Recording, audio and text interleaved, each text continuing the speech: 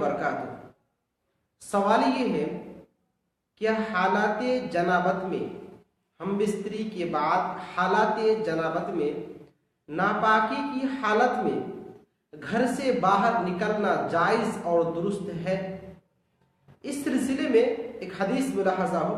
حدیث کے الفاظ یوں ہیں: عن عائشہ رضی اللہ تعالی عنہ قالت كان النبي صلى الله عليه وسلم يذكر الله على كل أحيانه، رواه مسلم في كتاب الحيض، حدیث نمبر 852۔ حضرت عائشہ رضی اللہ تعالی عنہ ارشاد فرماتی ہیں کہ نبی پاک صلی اللہ علیہ وسلم یذکر اللہ علی کل احیانہ، ہمیشہ اللہ تبارک و تعالیٰ کو یاد کیا کرتے تھے، ہمیشہ اللہ تبارک و تعالیٰ کا ذکر کیا کرتے تھے، یعنی سبحان اللہ، الحمدللہ، اللہ اکبر، لا الہ الا اللہ، اس طرح کے اذکار آپ ہمیشہ کرتے تھے۔ اب دیکھیے علی کل احیانہ، ہمیشہ کرتے تھے، اس جملہ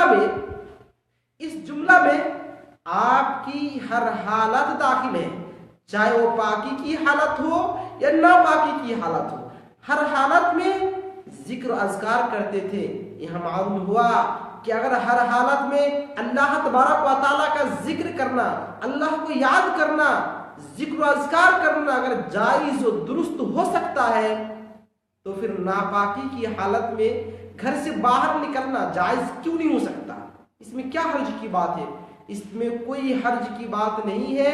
اگر کوئی شخص ناپاکی کی حالت میں گھر سے باہر نکلنا چاہتا ہے نکل سکتا ہے، ضرورت کے تحت جانا چاہتا ہے جا سکتا ہے، لیکن پاک اور صاف رہنا یہ آدھا ایمان ہے، آدھا ایمان ہے، لہذا پاک اور صاف رہنا ہی اچھا ہے۔ پاک اور صاف حالت میں باہر نکلنا سب سے بہتر، سب سے اولا افضل ہے۔ لیکن اگر کوئی شخص مجبور ہے، ٹائم نہیں ہے، اب وہ پاکی حاصل نہیں کر سکا، اب وہ گھر سے باہر جانا چاہتا ہے جا سکتا ہے، یہ حرام نہیں ہے۔ اور یہاں پر ایک مسئلہ یہ بھی یاد رہے کہ اگر کوئی شخص جنابت کی حالت میں سحری کر لیتا ہے، روزہ کی نیت سے سحری کرتا ہے تو ان کے لیے بھی جائز درست ہے۔ حالت جنابت میں ناپاکی کی حالت میں سحری کرنا بھی جائز ہے، درست ہے، لیکن نماز فجر سے پہلے انہوں پاک صاف ہونا ضروری